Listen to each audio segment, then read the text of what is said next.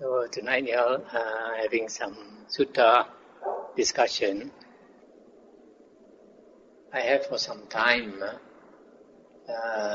asserted that the first stage of Aryahood, stream entry, is attained by listening to the Dhamma. And a lot of people find it very hard to believe because they have been taught by many meditation teachers that Aryahood is only attainable by meditation. Now I'd like to quote some suttas to make it more plain that stream entry actually is by listening to the Dhamma. But there's one sutta where the Buddha talked about his previous life when he was a Brahmin, and he was very generous. He said that his donations during that lifetime, you could say it was like 84,000 buckets of gold, 84,000 buckets of silver, 84,000 buckets of precious stones, and then the 84,000 pairs of cattle, 84,000 pairs or numbers of pigs, and 84,000 chickens, and all these animals, 84,000 numbers of them, and then cloth and all that, and then the food and the drinks that he gave during that lifetime flowed like the river so much. And then he said, in spite of giving so much, he said his merit was very little. Why?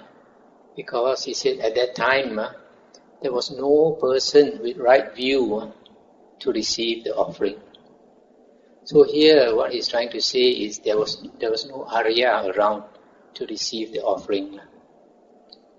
So here you see, all Aryas must have right view. So that's the first thing. So to become an Arya, the first step is to get right view.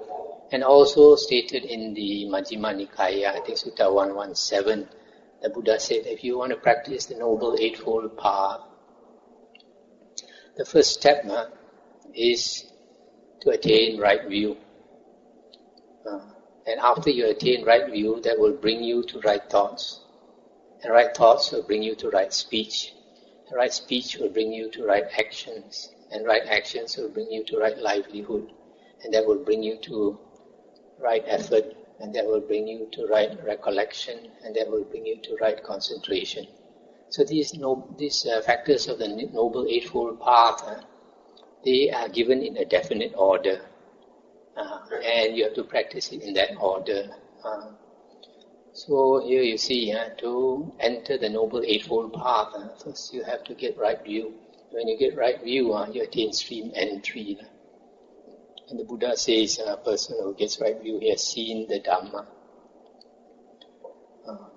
Now, two other suttas are very important. One is the Majjhima Nikaya, Sutta 43, where the Buddha stated there are two conditions to attain right view. And what are these two conditions? In the Pali Text Society books, it is stated the two conditions are another's utterance, and then the second condition is yoniso manasikara, which you can translate as thorough attention, a proper attention. Now this is another's utterance. Now the latest translation of the Majjhima Nikaya is by Venerable Bhikkhu Bodhi. And there he puts the two conditions as one, as the voice of another. And then the second condition is proper attention. So you see, it is the voice of another that gives you right view. This is a very important statement. In other words, you must hear the Dhamma from somebody else. Then only you get right view. You cannot get it by meditating on your own and trying to see Nama-rupa and all these things and believe that you get right view. If that was possible, then the Buddha would not have spoken so many suttas. When a Samasa Buddha appears in the world and speaks these suttas and people listen to them, then they become Aryas. If there's no Samasa Buddha in the world, Aryas don't arise by themselves. They only arise with the coming of a Samasa Buddha. So that's why you see, you can see here from here very clearly that to get right view, you must hear the Dhamma from another person. Then you understand the Dhamma. Then only you enter the stream, in stream entry. Now another sutta which corroborates this is the Sarakani Sutta in the Sangyutta Nikaya. In this sutta, Sakyan by the name of Sarakani, he passed away. And people came to ask the Buddha, where was Sarakani reborn? And then the Buddha said Sarakani has gone for a good rebirth because he has attained stream entry. So when this news went around, many people were angry with the Buddha because Sarakani was a drinker, he used to drink liquor. And probably he didn't drink just a little bit, probably drink a fairly big amount. That's why a lot of people could not believe. They say, why if Sarakani can be a Sotapanna, anybody can be a Sotapanna, he's a drinker. So they thought that he broke the precept, he cannot be Arya. So when this news came back to the Buddha said, why shouldn't Sarakani be Sotapanna? Sarakani has learned the Dhamma and practiced the Dhamma for a long time. And then the Buddha also said, look at these trees. Even these trees, if they can understand my words, what is well spoken, what is not well spoken, even the trees also can become a Sotapanna. You see? And this is a very important point. The Buddha said, if the trees can understand my words, they would become a Sotapanna. If stream entry is by meditation, the Buddha would have said, if these trees know how to meditate, they also could become a Sotapanna, right? But the Buddha did not say that. The Buddha did not say if these trees can meditate. The Buddha said if these trees can understand what is well spoken and what is not well spoken, even they can become Sotapanna. So from here it's very obvious that you become a Sotapanna by listening to the Dhamma and understanding the Dhamma. But of course, not everybody who listens to the Dhamma becomes a Sotapanna for various reasons. I guess one of the main reasons is Sila. If you don't keep good Sila, then you have remorse. Your mind is disturbed. So when you listen to the Dhamma, you cannot concentrate on the Dhamma. When you listen to the Dhamma, it's very important to concentrate on it. That's why the second condition is thorough attention. If you pay thorough attention with all your heart and your mind, try to understand the words in the Dhamma, then you can understand. In the Tigha Nikaya, there was a king by the name of Ajatasattu. He came to see the Buddha for the first time. And then he asked the Buddha some questions, and the Buddha answered him exactly what he asked. And the Buddha did not talk more. After that, he was happy with the Buddha. He left. And then the Buddha told his disciples, he said, see this foolish man, to become a king, he killed his father so that he could become a king. The Buddha said, if he had not killed his father, who was such a good man, tonight if I had spoken some Dhamma to him, he would have attained stream entry. So you see, people like this person, because of doing great evil, so his mind was very disturbed. So that there was no point teaching him the Dhamma. He could not penetrate his mind because his mind was very disturbed.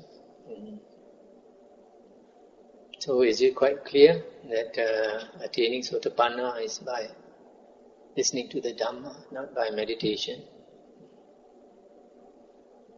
That's why the Buddha's disciples are called savakas, hearers or listeners.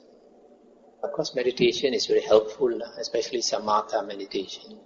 When you practice samatha meditation and you attain some concentration, your mind becomes much clearer than a person who has the 5 hindrances covering him. So that when you listen to the Dhamma, when you listen to the words of the Buddha, you can see the implications much better than another person. Like all these suttas that I quoted to you, they have the implications. And not everybody can see those implications unless your mind is clearer. After you attain right view, there are a few things that you need to attain liberation. One is sila. Another one is listening to the Dhamma, Dhamma savana. Another one is discussion of the Dhamma, Dhamma sakkacha. Another one is samatha. Another one is vipassana. Now, listening to the Dhamma has a lot to do with vipassana. Nowadays, when people talk about vipassana, they think we are talking about vipassana meditation. It is not vipassana meditation. A lot of people don't investigate properly because in the early suttas, there is no mention of vipassana meditation. Vipassana meditation was only created about 30, 40 years ago. It started off with Mahasi Sayadaw. Mahasi Sayadaw taught this method of meditation, and because it is not the Buddha's method of meditation, that's why he called it, or people call it, the Mahasi method of meditation. And this Mahasi method of meditation is based on the Visuddhimagga. And we know that the Visuddhimagga was written about 900 years after the Buddha passed away.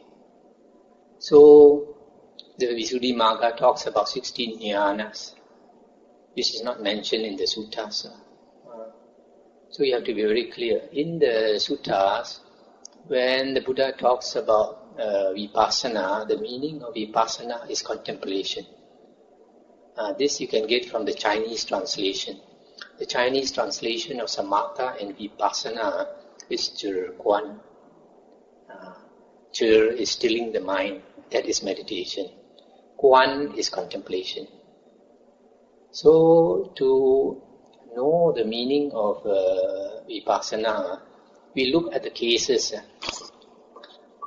In the Vinaya books, the Buddha, it is mentioned how the earliest arahants became arahants. Firstly, after the Buddha became enlightened, and also if you study the suttas, you find that, and the Vinaya books, you find that the Buddha tried many ways to attain enlightenment. He could not. He was not successful. Then finally, he thought, what is the way out of samsara? Then he remembered that when he was very young, about 10 years old, he sat under the Bodhi tree and attained the first jhana. And then he thought, is this the way to enlightenment? Then he realized, because his mind is quite clear, having attained jhana, he said, yes, that is the way to enlightenment. And then he remembered why he did not use the way before, although he had attained jhana. Then he realized, because the jhanic bliss is very pleasurable. So the ascetics during the Buddha's time, they thought that by pleasure you cannot get out of samsara. You must suffer only you can get out of samsara. So they tortured themselves by all ascetic practices. So the Buddha also, he thought jhana is so pleasurable, so blissful, it cannot be the way out of samsara. So he did not use jhana. Instead, he went through all the different ascetic practices for 6 years until he nearly died. Because he was so thin, he fell into the stream, so he had no strength to do one push-up to get out of the stream. So then only he realized there's no point in all this ascetic practice. He could have died and wasted all his effort. And then he started thinking, then he remembered this jhana. Then he thought to himself, but this pleasure that comes with jhana is different from worldly pleasure. It's different, altogether different. So he decided to use jhana. So he entered the 4 jhanas. Then because of attaining the 4th jhana, then his psychic power came. He had this divine eye. And he used this divine eye to contemplate the 3 things. The first one, the 3 knowledges. The first one was he saw his past lives. And that is very important because when he looked into his past lives, then he recalled that he was a monk under the previous Buddha Kassapa. And then all the Dhamma that he learned from Buddha Kassapa all came back to him. 4 noble truths and all that. Without the Dhamma, he cannot get out of samsara. Then the second knowledge was he looked at beings passing away and being reborn, passing away and being reborn according to karma vipaka. Then he realized all beings, we take rebirth according to karma vipaka. Then the third knowledge was he used the 4 noble truths that he remembered, that he had learned under the Buddha Kassapa. When he contemplated on the 4 noble truths, then he attained enlightenment. Okay. Now after he attained enlightenment, at first he refused to teach the Dhamma because he looked into the minds of living beings. He found that most of the living beings in the world, we want to follow our greed, hatred and delusion. Whereas the way out of samsara is the opposite, going against the grain, going against all your natural tendencies to enjoy the worldly happiness, enjoyment. So he decided to become a Paceka Buddha. But after he decided to become a Paceka Buddha, then the Brahma Sahampati came to plead with him because the Brahma Sahampati, his lifespan is very long. And he had seen previous Buddhas. So he realized this is another Buddha. So he came down and asked our Buddha to teach the Dhamma. He said, it's true, most beings would not listen to you. But there is a small percentage of people in the world, they have the potential to understand the Dhamma. If you don't teach them the Dhamma, they cannot progress. Then the Buddha contemplated again and he found that it's true. There are some beings in his lifetime and also those in the future like us who have the ability to understand the Dhamma. And it's because of for the sake of the few that he decided to teach. Now once he decided to teach, in the Vinaya book, who was the first person he wanted to teach? The first person was his teacher. Why? Because his teacher had attained jhana. The 2 teachers who taught him jhana, these were the 2 persons he wanted to teach first in the world. Because he thought to himself, these persons had attained jhana, very easy for them to understand the Dhamma. But then the Deva came and told him, these 2 had just passed away. Then again he thought, then who? Then he thought of his 5 disciples. Because he had attained jhana, he had also taught his 5 disciples to attain jhana. Must be, right? So when he went to them, at first they did not accept him. Later they decided to listen to him. And then he asked them to sit down. He did not ask them to meditate at all. He said, you sit down, I will teach you the Dhamma. And he started by teaching the Dhamma Cakkappavattana Sutta, about the Noble Eightfold Path and all that. Hearing this sutta, the first person to attain stream entry was Kondanya. That's why he's called Anya Kondanya. Anya meaning the one who knows, Kondanya who knows. So after that, for the next few days, he continued preaching to them the sutta, one sutta after another. Until when he preached the Anatta Lakkhana Sutta, all 5 of them attained Arahanthood. So now I ask you, where is that Vipassana? They had already attained Samatha. The other ingredient for liberation is Vipassana. Listening to the Dhamma is Vipassana. Because when you listen to the Dhamma, you contemplate, isn't it? Our mind works very fast, As soon as you listen, you start to digest it already in your mind, and that is contemplation. And once you understand, that is having that insight. So the Vipassana during the Buddha's time is this. Because you find in one sutta, I mentioned in my book Liberation, that there are 5 occasions when a person becomes liberated, when a person attains arahanthood. The first one is listening to the Dhamma. Second is teaching the Dhamma. The third is repeating the Dhamma. The fourth is reflecting on the Dhamma. The last only during meditation, when you contemplate on the Samadhi Nimitta. So you see, so after the 5 disciples became enlightened, then he looked around the Buddha. Then he saw this person called Yassa. Yassa was the son of a very rich man, the richest man in town. And he had 4 wives, and maybe more than 4 wives, I'm not sure. And he was being so rich, every day he was entertained by the slaves who would sing and dance for him. And then maybe he would get drunk and all that. So one night, as usual, they sang and danced for him until he was tired, he fell asleep. And they also were tired, they slept on the floor. In the middle of the night, I think the Buddha made him wake up. And when he woke up, he saw all these slaves with their hair loose and half naked and saliva oozing from the mouth and all that. And then he looked at them, it reminded him of corpses. So he probably was an ascetic in the previous life who had attained jhana and contemplated corpses. So when he saw all these people sleeping there, he thought of dukkha. Then he walked out of the room, didn't want to see. And then the Buddha must have used his psychic power to make him walk to the city gates. And the city gates are normally closed at night to prevent bandits from coming in. They open by themselves. And then he walked out of the city gates and walked straight to the forest where the Buddha was waiting for him. When he came to the Buddha, he was repeating, maybe he was half asleep, he's mumbling, dukkha. And then the Buddha said, Yassa, sit down here, there is no dukkha here.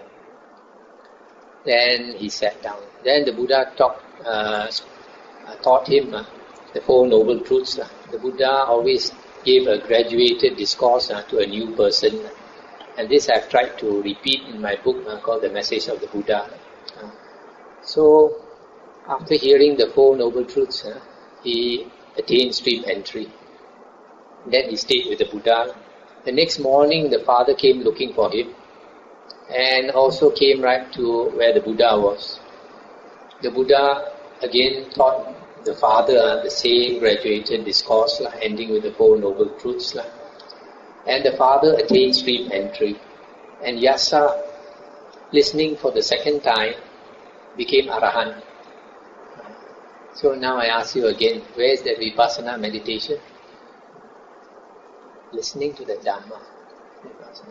But of course, the necessary condition to become an arahant is he had already attained the 4 jhanas. Maybe not that lifetime, previous human lifetime.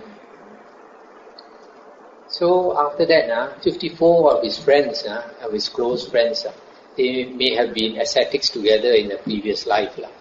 When they heard that Yassa had become a monk, because after he became an arahant, arahant doesn't go back to the home anymore. So he became a monk under the Buddha. So his 54 friends wondered to themselves, how come this richest man in town, the son, can become a monk? They thought his teacher must be special. So one by one they went to see him and to see his teacher. And one by one the Buddha taught them the 4 noble truths. One by one they became arahant. So Yassa and his friends, 55 of them, arahants, plus the earlier 5 disciples, there were 60 arahants. When there were 60 arahant disciples, the Buddha asked them to walk and teach the Dhamma. And 2 of them should not go on the same road. They should walk different roads and spread the Dhamma. And all 60 went to spread the Dhamma. And then the Buddha looked again with his divine eye. And then he saw 1,000 ascetics staying by the banks of the river. And these 1,000 ascetics, they must have practiced jhana for the Buddha to be interested in them. And they must have attained jhana because the leader of this group of 1,000, he always thought that he was an arahant. And I guess he thought he was an arahant, probably because he had some psychic power. Maybe he had attained the 4 jhanas and attained some psychic power. So the Buddha went to them and stayed there for a few weeks. And during these few weeks, the Buddha slowly showed psychic power to them to impress them that his psychic power was very great.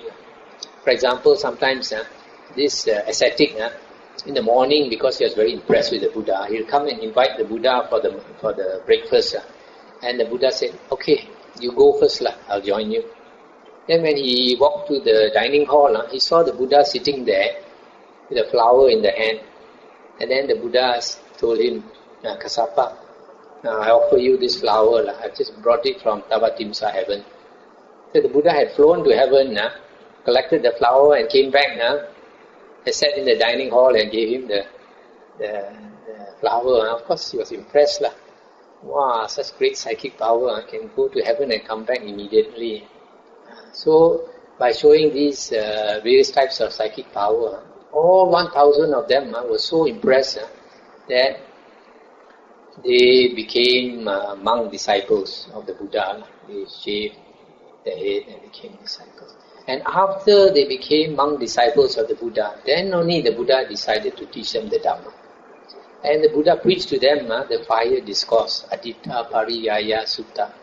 Why the Buddha used the simile of fire? Because these people, these ascetics, they prayed to fire, they worshipped the fire.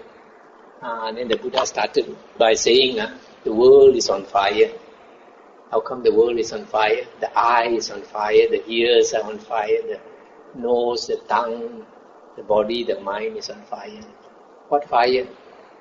Fire of greed, hatred and delusion. And slowly the Buddha talked about no self and all that. And 1,000 of them, hearing the sutta for the first time, became arahants.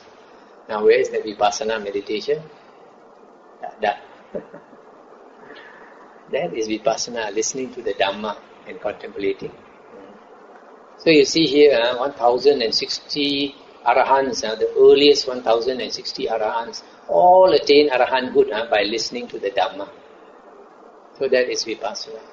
Nowadays, vipassana meditation, after Mahasi Sayadaw taught, then it has become popular. It has become popular for a very simple reason, because you don't need jhana. They say it is a path of pure vipassana, no necessity for jhana. So of course, because jhana is very difficult to attain, so people like to practice it because they think they can practice that way. But the trouble is nowadays, some vipassana monks, either they speak lies or they are very ignorant. For example, one very famous vipassana teacher, he said that the Buddha's method of meditation is vipassana. And he said that samatha meditation or jhanas is the meditation of external ascetics. So either that must be a pure lie or is totally ignorant. Because in the Majjhima Nikaya, Venerable Ananda was asked, what type of meditation is praised by the Buddha? In other words, what type of meditation is the Buddha's meditation? And Venerable Ananda said the first jhana, the second jhana, the third jhana, the fourth jhana. It's very plain here, very obvious here, that Buddhist meditation is the jhanas. There is no other Buddhist meditation other than the jhanas. If you practice meditation and you don't aim for the jhanas, it has nothing to do with Buddhist meditation. It's external ascetic now, external ascetic meditation. So now people become confused because of such lies or ignorance by some of these monks. Also, in the Samyutta Nikaya, in one sutta, the Buddha told his disciples, he said, monks, if anybody asks, what type of meditation did the Tathagata practice? The Buddha said, you tell them that the Tathagata practiced Anapanasati. The Buddha said, before the Tathagata was enlightened, he practiced Anapanasati. And even after he has become enlightened, he also practices Anapanasati. So here it's very obvious, the Buddha's method is Anapanasati. How can you say it's vipassana meditation? Isn't it? The Buddha mentioned that he contemplated the past. And he said that he contemplated as far as 91 world cycles. And which means he must have taken the whole night. He didn't sleep probably from 6 p.m. until 6 a.m. He kept looking, because one world cycle is extremely long time. And he looked into 91 world cycles and he found that there existed 6 Sammasambuddhas. And out of these 6 Sammasambuddhas, which he named, the first one is Vipassi Buddha, then Sikhi Buddha, then Vesabu Buddha. These 3 are not in this world system, not of this earth. Then after that, another 3 before him, they lived on this earth. Kakusanda Buddha, Kona Gamana Buddha, then Kassapa Buddha. And he also mentioned in the Vinaya books that when Kakusanda Buddha lived on this earth, people's age, average age, was 60,000 years. And then when the second Buddha on this earth, Kona Gamana, came, people's lifespan was 40,000 years. And then the third Buddha, Kassapa Buddha, when he came to this earth, human lifespan was 20,000 years. And now our Gautama Buddha, people's lifespan is not more than 100 years. And then the age goes down and then will go up again. And when people's age is 80,000 years average, Maitreya Buddha will come, Metteyya Buddha, what we call Milekhut, will come. This world was created, and after that it will dissolve. Right? I mean, when you say one world system, you mean one sun and the planets and all that. That is one world system. So, when the Buddha mentioned the first 3 Buddhas, they are in another world system. But science tells us as long as there is water, there will be life. So it is also mentioned in the suttas that long time ago, this world was so populated with people that towns were everywhere. So much so that a cockerel could walk from one town to another. So the towns were so near each other that even a cockerel can walk across one town to another. So at that time the population, the world was filled with people. Yet now the world has very much less people. And somebody asked the Buddha why. The Buddha said for a few reasons. That people's greed, hatred and delusion are too much. And one, they start killing each other. Another one is when people's greed, hatred and delusion is too much, then the devas are annoyed. And then when the devas are annoyed, then the rain does not come at the right time. And the crops don't grow, there's famine. People also die. And the reason is when people's greed, hatred and delusion is too much, then the higher devas will release fierce yakas. Fierce devas will come down. Either they eat human beings or they create disease and all these things. People die. Because some of these things, because there is no evidence, we can't prove it. A lot of things in religion you cannot prove. Again, all religions talk about heaven and hell. How to prove this heaven and hell? You can read the Buddha's mind because they have this psychic power. That is the way they communicate. They don't open their mouths. They communicate with each other mentally. Just like you SMS. So, but then because the Buddha's psychic power is greater, sometimes he can control their mind.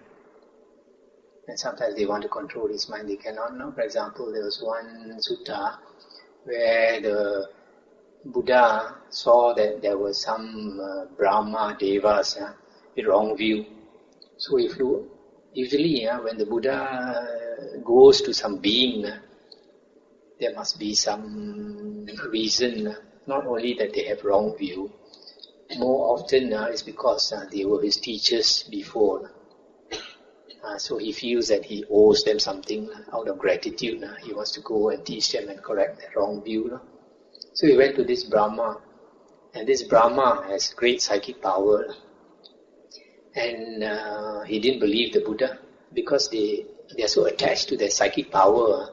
They only respect you if your psychic power is greater than them. If your psychic power is less than them, they have no respect for you. So when the Buddha talked to him and told him his wrong views, at first he didn't accept. And then he wanted to test the Buddha. He said, I will disappear from you. You won't be able to see me. Then the Buddha said, you try to disappear, see whether you can disappear. Then he said, I'm going, but he was still visible to the Buddha. So then he realized the Buddha was controlling him. Although he wanted to vanish, he could not vanish. Then the Buddha said, I will vanish from you. Then he said, go ahead.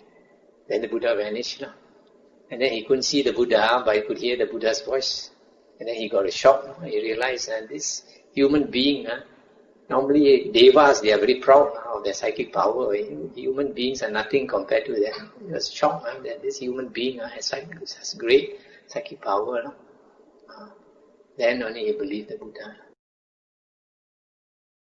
There are 5 types of livelihood that the Buddha said a lay person should not engage in. Trading in 5 things. One is weapons that kill.